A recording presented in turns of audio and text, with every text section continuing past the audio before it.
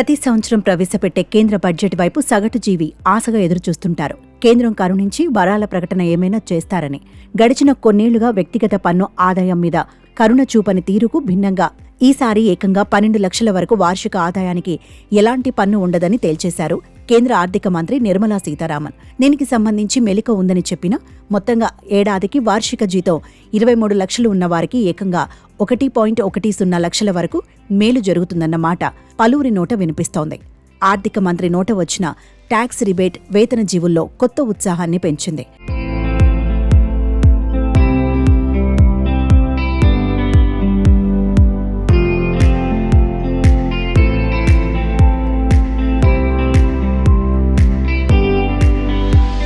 మరోవైపు విద్యుత్ వాహనాల ధరలు తగ్గనున్న విషయం బడ్జెట్లో ప్రస్తావించారు. విద్యుత్ వాహనాల్ని మరింతగా ప్రోత్సహించేందుకు ఈవీ బ్యాటరీ తయారీకి అవసరమైన ముడి సామాగ్రి మీద సుంకాల మినహాయింపు ఇప్పుడు ఆసక్తికరంగా మారింది.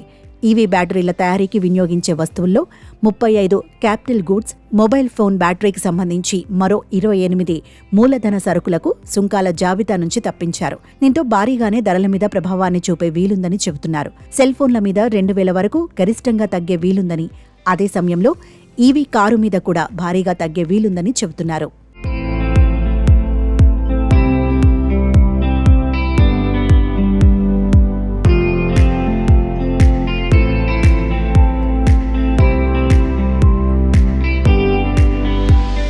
అంతేకాదు బ్యాటరీ తయారీకి అవసరమైన ఖనిజాలపై దిగుమతి సుంకాన్ని జీరో చేశారు.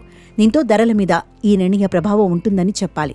తాజా సుంకాల మినహాయింపు కారణంగా ఒక్కో ఈవీ కారు మీద దగ్గర 25,000 నుంచి 50,000 వరకు తగ్గినా ఆశ్చర్యపోవాల్సిన అవసరం లేదంటున్నారు ఆర్థిక విశ్లేషకులు.